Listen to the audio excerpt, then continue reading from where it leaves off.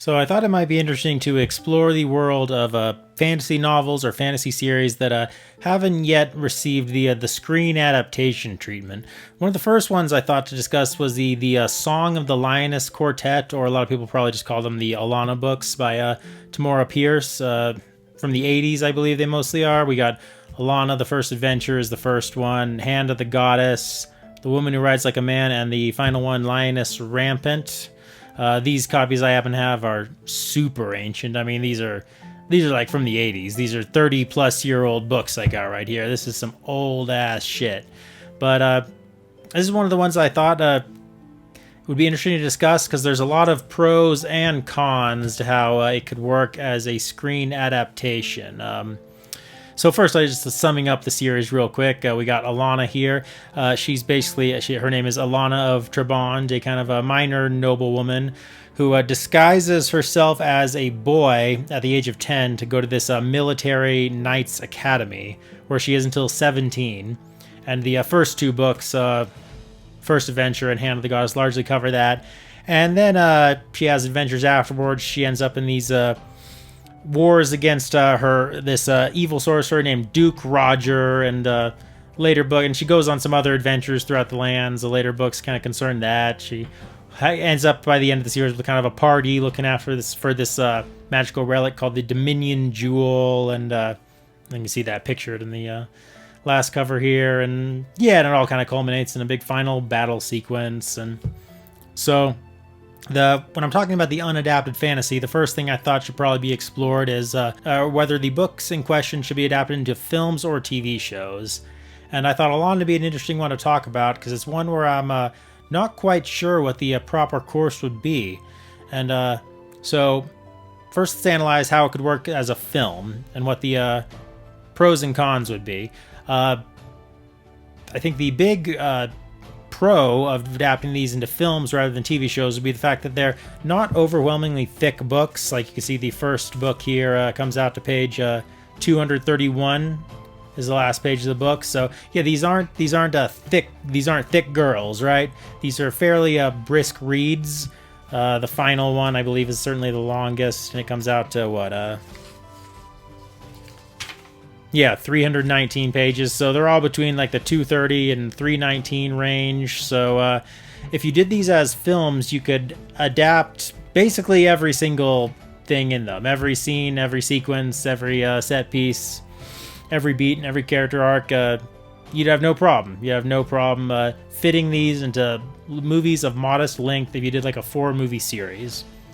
Now for TV shows, and I guess that wasn't really even pros or cons for adapting them into movies. That was more pros. I don't really have any cons except for the fact that I generally, these days, I'd say I prefer fantasy as TV shows. I like exploring things at more length.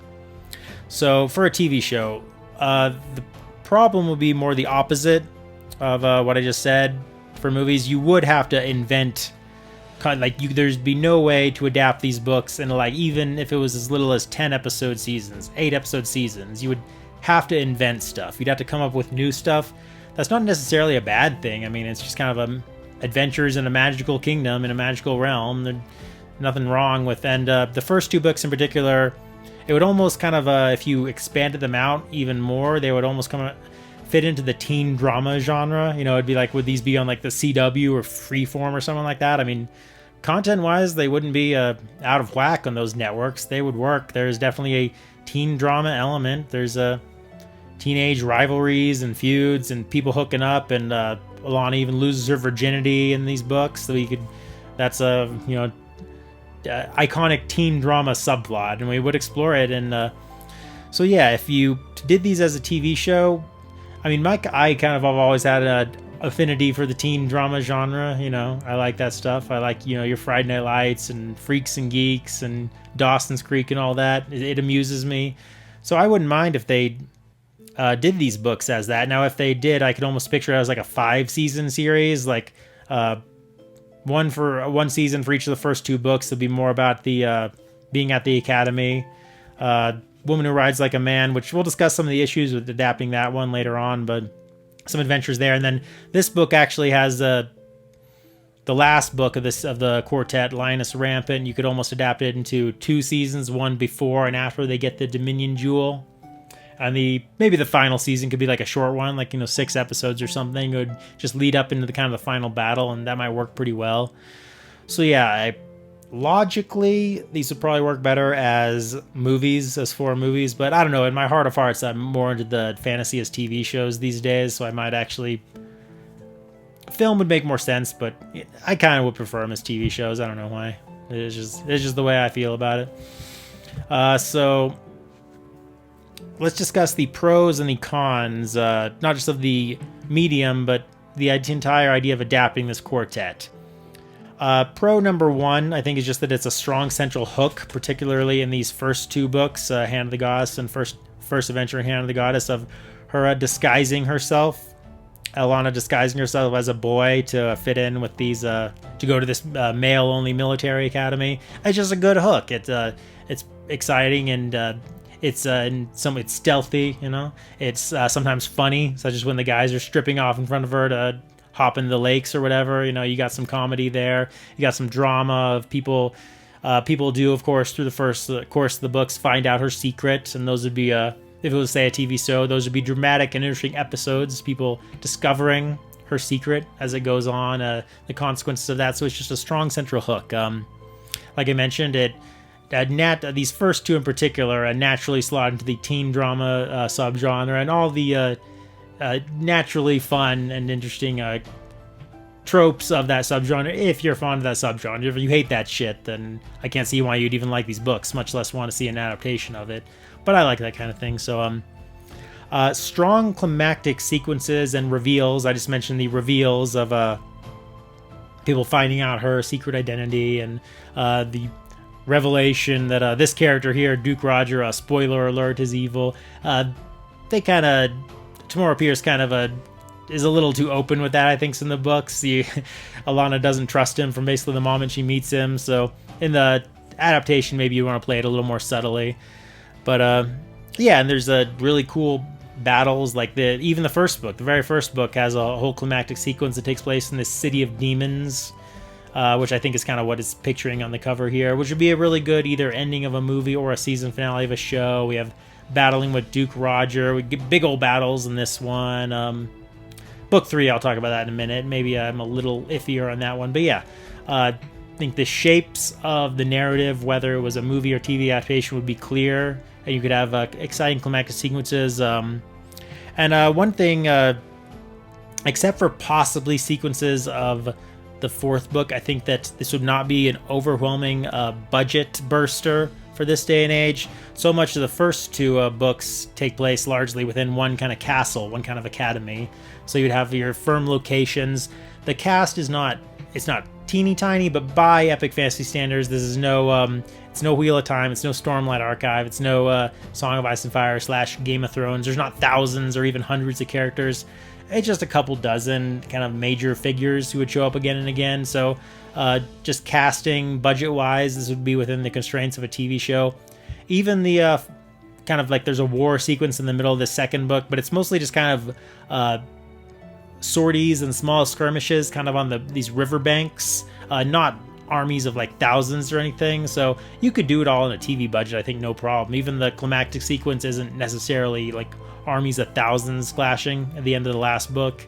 It's a little more modest than that. So I think whatever budget is used to make like these superhero shows these days, for instance, even like CW ones like Arrow or Stargirl or whatever, I think these books could basically be made on that budget. Now the cons of adapting these. Okay, this is the couple of big ones. First one that comes to mind is that these books, like I mentioned, take place over, at least the first couple do, take place over a very long time gap, about 7 years. So there would be no way to cast one actress or even actors for like the other boys of the military academy and have them play the role the whole time. You would need to have multiple actresses and actors. I would say probably if you're doing 3, that would be too much. Like one when they're age 10, one when they're age 13, one when they're age like towards once they're fully grown, once they're 17, 18, and so on. That'd be too many.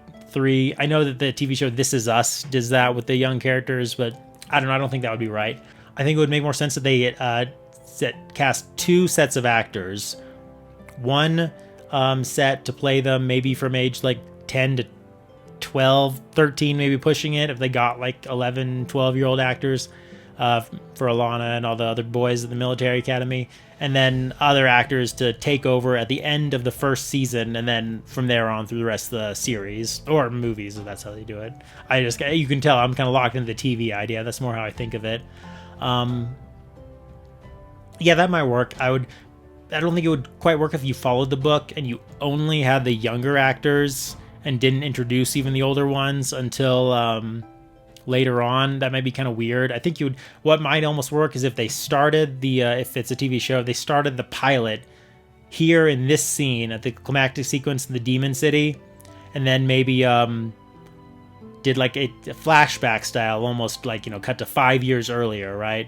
When she's first thinking about going, disguising herself and going to this Knights Academy.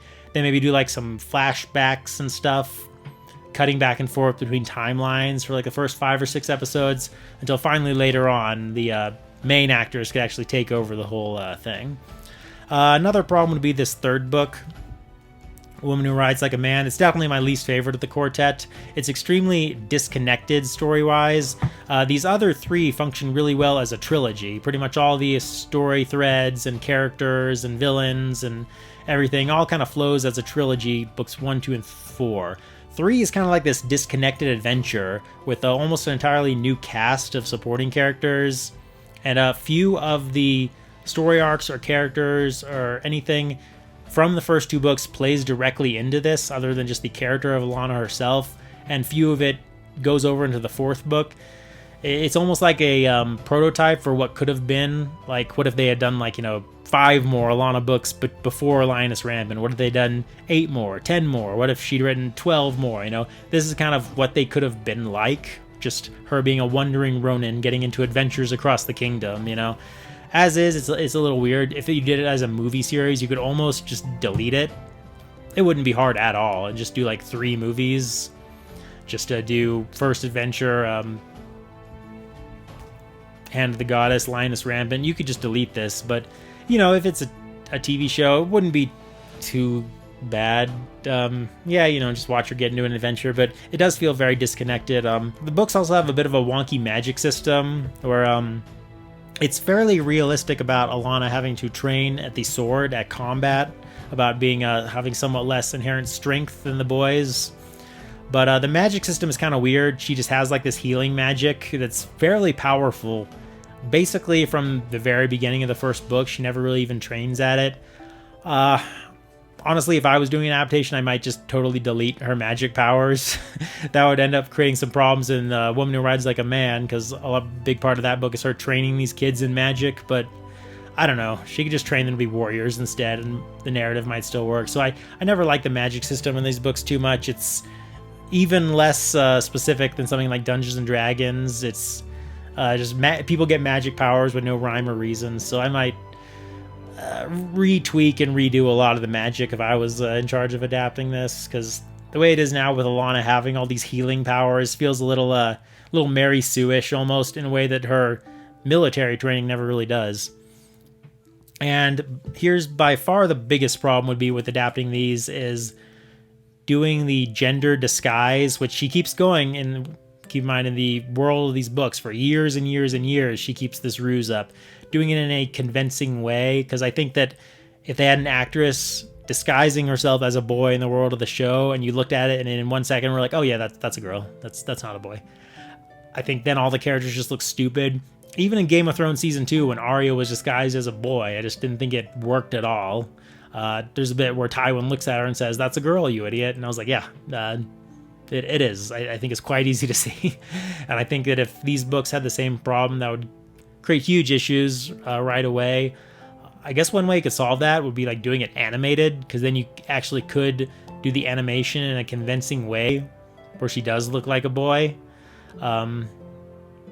Bringing some of the animators to do some of the really, you look at something like Arcane League of Legends these days, and I'm like, animation's up to snuff now. Animation doesn't have to be a lesser medium. It can be absolutely gorgeous these days. So That would be a way to do it, and that would even solve the problem I talked about earlier of how to do the aging right, because, you know, if animated characters grow up, you don't need to show the main actor in the same way. So that would be an entirely other solution, or they could just really bring in some pros to make the makeup look right, to make her really look like a boy, you know, glue some facial hair to her face or something, at least in the time frame of this book when they're supposed to be like 17, you know.